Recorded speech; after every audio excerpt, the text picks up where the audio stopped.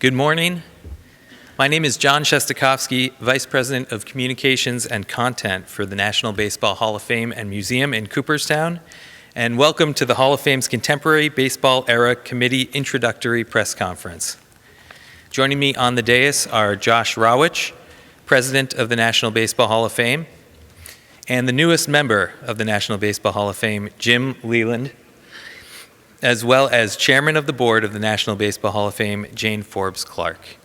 And also joining us today is Jim's lovely wife, Katie. And to begin, I'd like to invite Jane to give a few opening remarks. Thank you, John, and thank you all for being here today. As you know, the National Baseball Hall of Fame's 16-member Contemporary Baseball Era Committee for Managers, Executives, and Umpires met yesterday to consider 8 candidates for Hall of Fame election. And their ballot was selected by the 11-member Historical Overview Committee of the BBWAA.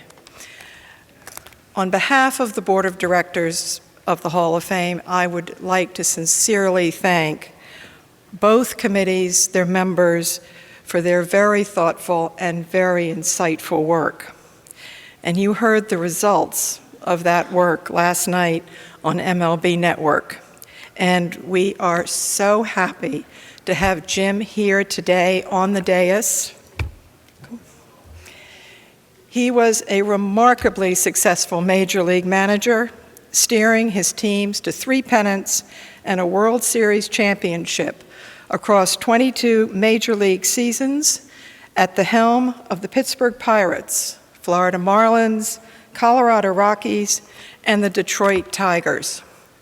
A 3-time Manager of the Year award winner, he led his team to 6 division titles, twice winning the division in 3 straight seasons with the Pirates from 1990 to 92, and again with the Tigers from 2011 to 2013. Between those, he piloted the 1997 Florida Marlins to the team's first World Series championship. And 20 years later, in 2017, he led Team USA to its first World Baseball Classic championship. And today, he now joins the Baseball Hall of Fame team and our class of 2024. Congratulations, Jim.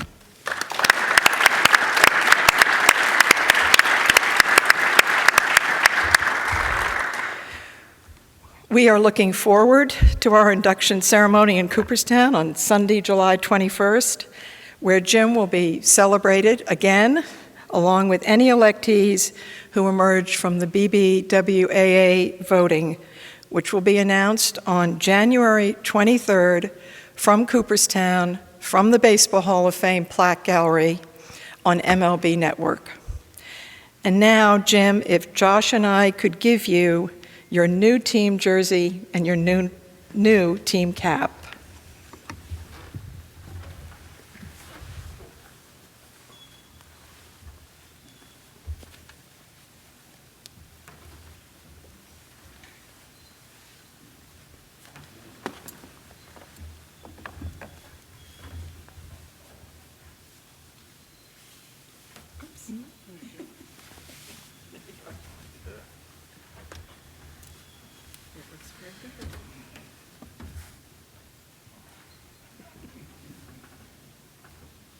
Baby fits nice.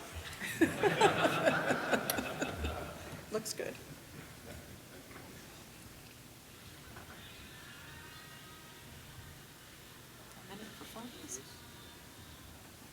We'll get them. You good? Do some photos up there.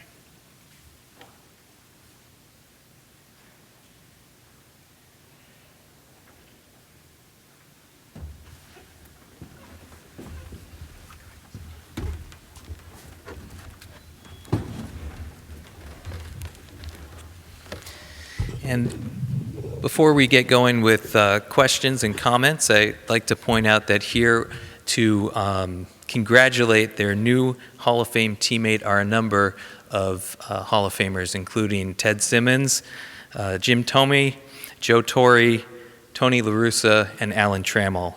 And now I'd like to welcome Jim to give a few opening remarks. If he'd like, you can do that from your seat. Well, first of all, thank you very much. I want to thank several of the folks that were on the committee that stayed here today. They're dying to get home, and I certainly understand that, but out of respect, like true Hall of Famers, they stayed here to pay their respects to me for getting in the Hall of Fame. And ladies and gentlemen, I appreciate that. Excited to be nominated, ecstatic to be elected.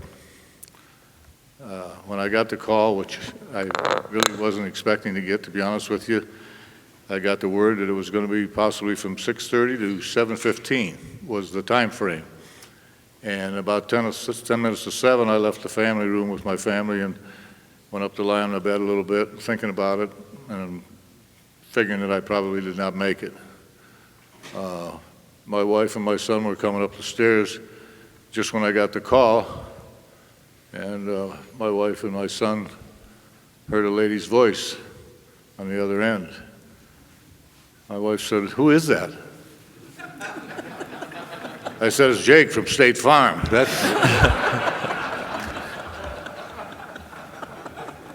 Anyways, I had 294 texts last night from friends and people all over the world, really. And I don't know if any of you have ever tried to respond to 294 texts, but when you text like this, it takes a long time to get through 294 texts, believe me. So I'm looking forward to it. We will open this up to questions. I can't tell you how fortunate a ride it's been. I had a lot of help on the way. Several of those people are here today. I talked earlier about they were kind of prepping me, maybe thinking down the road about my speech. And one thing I'm going to try to do is I'm going to try to group more people together instead of talking about 78 people that helped me. I want to pay my respects, but I think people get a little bored when you do that. So I'm going to try to figure out in the next couple of months how to try to group that together where I can still pay my respects to the proper people, but not bore everybody in the audience. So that's what I'm going to try to do. So without further ado, if you have any questions at all, feel free to ask. I'm Great. ready to go. Perfect. Just raise your hand if you'd like to ask a question and wait for a microphone to reach you, and we can start right in the back. Jim, congratulations, my friend. Very well deserved. Can you talk about your singing career and your nickname, Humperdinck? I think that's something that I think people should know how much you enjoyed that part of your life and something that might be interesting. Well, believe it or not, when I was a kid, I was in the choir, and I loved to sing. I had a brother that played the piano, two sisters that played the piano, and we hung around the piano on every Sunday night, and we sang. And that's what we did. So maybe if you had a couple drinks, I didn't sound too bad at times. Yeah, I love to sing. I still do, but I can't hit the high notes anymore. Anybody that ever saw me hide in a dugout can finally figure out why that I can't hit those high notes anymore. But no, my singing career was very amateur. Next question on the right, John Morosi. Jim, congratulations. You referenced your siblings in your home in Perrysburg, and I wonder if you could speak to the importance of growing up in a big family around a lot of siblings and how that helped you relate to players as you went through your career. Well, there was 7 of us in my family, 9 counting my mother and father. My father was one of 16. He had 15 brothers and sisters, and they always said the first one up was the best dressed. So I was used to that. My wife's one of 11, so I'm still around quite a few family members, although I have lost 2 brothers and 2 sisters in recent years. So I actually think, this is probably going to sound a little corny, but I actually think coming from a big family helped my managerial career because all of my siblings, all my brothers and sisters, had little different personalities, and you had to learn how to understand each one of them and to take each one of them. And I think it was beneficial when I had to handle players that had, different personalities, different styles. So I think it was very beneficial during my managerial career. Next question in the center, Barry. Thanks, John. Barry Bloom from Sportico. Congrats, Jim. Well deserved. You may not agree with me, but I always thought, and this is two questions separate, that your tour de force was managing Team USA to that title, considering all the hoops you had to run through and all the rules you had to deal with. I wonder what you think of that in your career and what your recollections are of it. Managing Team USA. Well, obviously, it was a totally different scenario than managing a regular team during a regular MLB season. I've always said I've had a lot of good general managers in my day. Some of them are here, several of them are here today. And Joe Torre was the general manager of that club, and what a job he did putting the right pieces together. We might not have had the most popular names, but he got exactly the right type of player. And I've said this, it was probably the best, worst job I ever had, because the players had to amp up so soon in spring training, and you're dealing with other teams' players, and you're paranoid about getting somebody hurt. You have to be very, very careful. And I don't think anybody would believe some of the phone calls that you get. Hey, my pitcher can only pitch 14 pitches tonight, or my pitcher can't pitch tomorrow. It's a very trying experience, but it ended up being a very rewarding experience because we won for the first time for the United States. What a proud moment. And I will say this.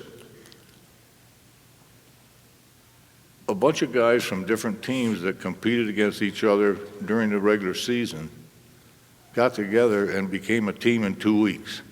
I have never seen a team that got that close together in that short a period of time. And they were hungry and they meant business. And they wanted to show the world where the baseball belongs. Secondly, having been through this process, what did you think about the process of getting elected to the whole on this committee? Well, obviously, it's a very great process. You never know how this is going to work out. You respect the process, you respect the people that are going to make their decision. And there's one thing about this for sure. The Hall of Fame carries so much integrity that it's going to be done right. And that's why I'm so proud today. This is not an easy place to get. It's not an easy place to get for a superstar player or a manager or a broadcaster or anybody. This is a tough place to get. And to end up here and to light here at the end of the career is awful special. And it's very tough to get here. Next question on the left in the center. Jim, once again, congratulations. So you've been out of the game for a while now, and you get the announcement yesterday. There's the time in between. As we all get older, there's time to reflect on your career.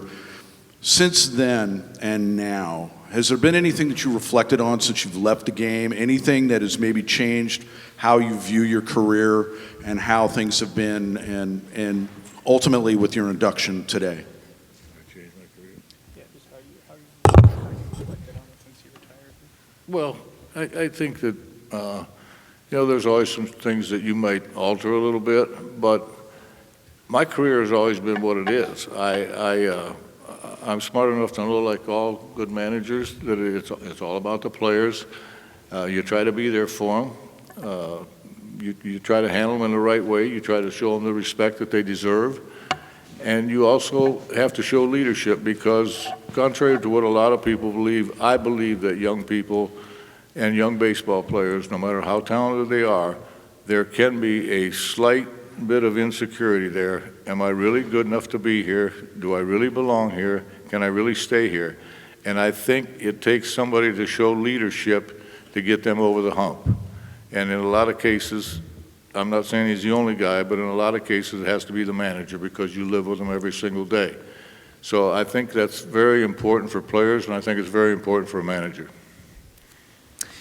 Next question on the left, Derek. Hi, Jim. Congratulations. I wondered, coming out of Colorado and then spending that next 6 years with the Cardinals as a scout, what that did for you from your perspective of the game, having a new perspective of the game as a scout, working closely with Tony and Walt. And then were you different as a manager when you came back from that to the dugout? I left Colorado because I just didn't feel I could make a difference. And I stepped away for 6 years. And a friend of mine, Walt Jocketty, then the general manager of the St. Louis Cardinals, and of course, the great manager himself and my great friend Tony La Russa was managing the Cardinals. So they hired me to go over there and go to spring training and do some scouting for them during the season. I scouted all the National League teams when they came through Pittsburgh. But the first year or so, there wasn't much difference. I was ready to stay away. And then about the third year or so, I saw what was going on with the St. Louis Cardinals in the clubhouse, the camaraderie. I knew what kind of ship Tony ran, but I got anxious again. I said, you know, they were having fun, they were good, they practiced hard, they played hard, there was a good spirit in the clubhouse. I said, you know, I might want to try this again. And when I left Colorado, I really did not think that I would manage again. But I thought that I might want to try this again. So, fortunately and unfortunately, when the Detroit Tiger job became open, Dave Dombrowski, who I'd worked with in Florida and was fortunate enough to be on a team that won a World Series, called me at some point and said, do you think you're ready to get back in? And I said, yes. And it was kind of ironic because I actually signed with the Detroit Tigers in 1963. I ended up getting to the Detroit Tigers in 2006, so it took me a hell of a long time to get there, I can tell you. Next question on the right. Jim, when you headed upstairs last night and waited for that call from State Farm, what were some of the thoughts that were going through your head at that point before you got the call? Well, I was just kidding about that, but you know, it was just a special moment because, like I said, I wasn't really expecting it, and when it was almost the fastest 12 hours or so during the day that I've ever spent in my life. But when it got 6 o'clock, it seemed like the whole world stopped, and I'd look at the clock and it seemed like it'd be 15 minutes, and it was only 1 minute after 6. So I never went through anything like this, and like I said, 6:30 went by, 6:35, 6:40, 6:45. I figured it was over. My son felt it was over.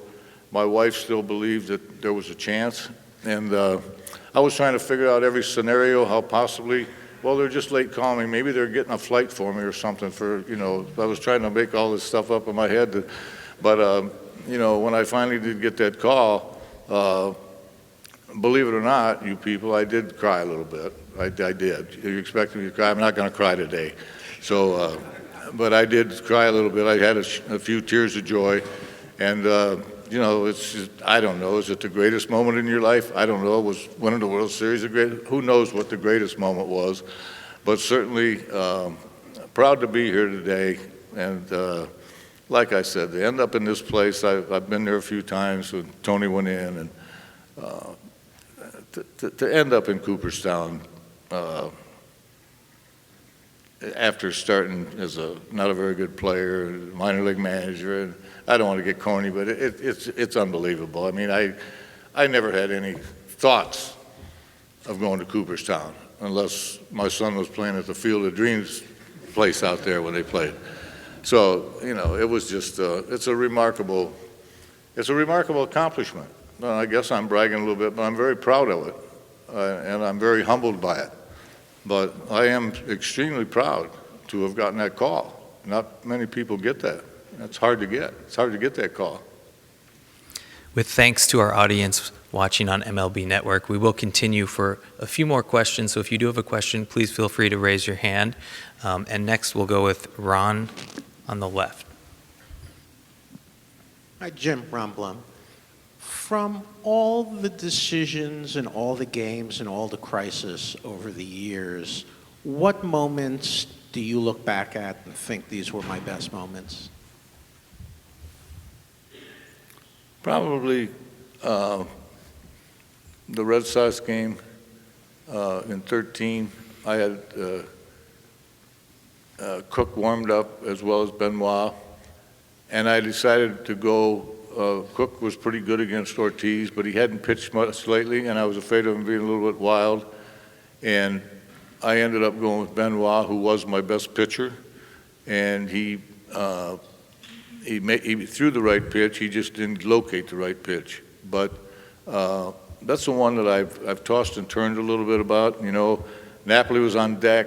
You know, and at that time you could still bring pitcher in and out, so that was not a problem. It was on me, and I'm not sure today if I made the right decision or not. I think I did because I went to my best relief pitcher and the guy that I felt had the ability to make the best pitch, but it could be a question. We're going to go to the right in the back row.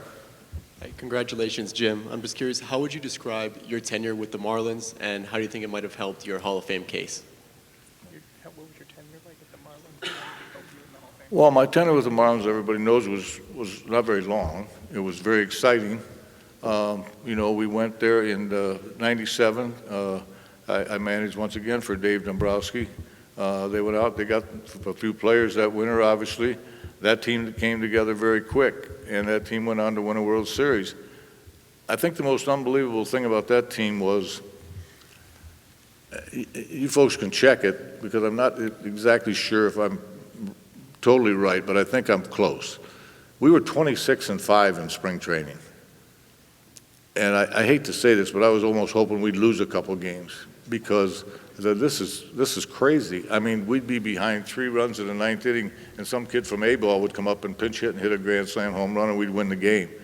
So, but fortunately, we got out of the chute well, and we ended well. And so it was obviously a great experience, and then everybody knows the sale of the team and all that, and that's all part of it. That's fine. But, you know, winning a World Series, there's no greater experience than that. Sticking on that right-hand side. Thank you. Jim, congratulations, Daniel Alvarez from El Extra Base in Venezuela. I want to take you back to the early 80s when you managed in Venezuela before becoming a big league manager, and how managing in winter ball, dealing with a different culture, different language, helped you to understand better what the Latin players go through and how much it helped you in your managerial career. That was a trip for me. I managed Caracas in 1980, and it was a great experience for me because at that time, when I was over here in spring training, man, we had a lot of Latin players that they didn't understand English, and I really should have taken more time to understand how they were handicapped because they couldn't really understand some things. Now they have the schools and they have the English lessons and everything like that, which has been great for baseball, but the shoe was on the other foot when I went to Venezuela. And I had a book. You know, I was looking at this book. Hey, I was on the field like I knew what I was doing. Hey, primera base, you know, segunda base. And these guys were looking at me like I was nuts, you know. And by the way, a few people notice that I don't listen too good. I don't hear too good either, so that's why he's helping me with these questions. But no, it was a great experience. And seriously, the shoe was on the other foot. And it was a great experience for me. So I think it helped me. I always had a very good relationship with the Latin players, and now most of them speak English or have been tutored, or most organizations have some, you know, some avenue for them to learn the language. So it's worked out great. Next question, also on that side again, John Morosi. Thanks, Jim. What kind of pride does it give you now to see Patrick following your footsteps in becoming a manager now in the minor leagues with the White Sox? Patrick, becoming a manager with the White Sox, and the pride you have in having Patrick following your footsteps. Yeah, well, it's, you know, I'm here today because several people gave me an opportunity. And there's no free lunch. Once you get that opportunity, you got to earn your keep. And fortunately, the White Sox have given my son Patrick an opportunity. He managed Kannapolis Cannonballers last year, his first full affiliate season job, and did a very good job. I only went to 3 games. I stay away. He's on his own. He's got to earn it on his own. We talk a lot. He's a little more modern than I am when it comes to some of the strategy and stuff that goes on in today's game. You know, I'm not going to sit up here and brag about my son. I'm not going to do that. But he's a baseball junkie like his dad. I think he's pretty good, but he's going to have to earn his own way, and I think there's a possibility that he might. We do have time for just a few more questions, and we'll go back to the center on the left here. Hi, Jim. First of all, congratulations. Have you given any thought to which team's logo you want to have on your plaque? Thank you for reminding me of that. I was going to start out today by explaining that. I'm not really sure. I'm going to end up, I think, I'm going to be discussing that with the Hall of Fame committee, and I'm going to take their advice on something like that. When you manage several teams, I do not want to disrespect anybody that I manage for. So I'm hoping that the Hall of Fame will help me along with that, possibly with no logo. I'm not sure just yet. That the bridge will cross a little later. But the one thing I won't do is I won't show disrespect to any of the team that I manage. So we'll see how that plays out. Not decided yet. Next question, all the way in the back left, Tyler. Jim, you talked about your son managing and how managing has changed a little bit. How have you seen the job of manager change from the time that you did it to today? Well, I think everybody talks about that question. I'm not sure it's changed as much as everybody thinks. I will say one thing. I don't know if I agree or disagree. The managers are playing their infield in quite a bit more than they used to. I played my infield in with one out in the first inning since I've been managing, since 1971. But they have changed now where there's sometimes guys on second, third, and the managers are playing their infields a little bit different. I'm sure there's some information out there. Most people call it analytical information, which is fine. I call it information, which I had as much of that as you could possibly have when I managed. There's more of it today. There's some modern stuff. I'm old, but I'm not old school. I'm still willing to learn.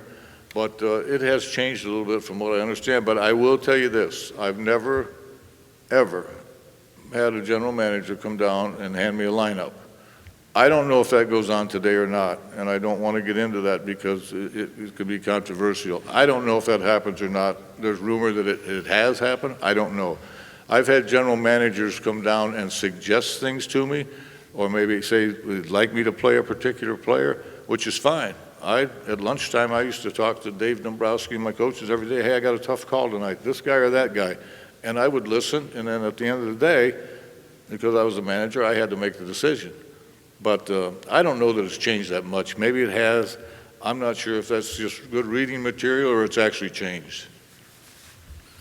And our final question of the session, straight ahead in the last row. Jim, I remember you would always take pride and some emotion in watching some of your players, reach individual accomplishments over the years. What are the emotions like, not only getting so many texts from former players and coaches, but also seeing some of the tributes publicly from guys who played or coached with you? I'm very happy the last 24 hours because I've gotten so many texts from so many great players. But I can tell you this, I've also got a lot of great texts from former minor league players. And that means a lot to me. Guys that never made it, guys that you had to tell them their career was over. That's not easy to do. Some of the players that I got texts from have been big leaguers, have been MVPs, they've had great careers, maybe a world champion, maybe a batting title. So when that career's over, they made money, they had a successful, great career. Certainly you hate to see the end come for anybody, but when you're telling an 18, 19-year-old kid it's over, that's a little tougher than people think. So I've appreciated everything I've got, from the Justin Verlanders to the Barry Bonds to, I could go on and on and on. But also some Mark Wagners and some minor league guys that people might not know about today. That means something special too.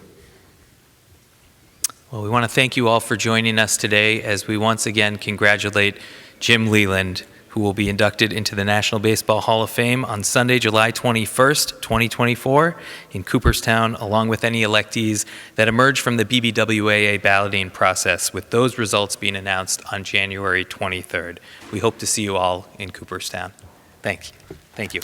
Thank you very much. And thank you guys all for coming. I appreciate it.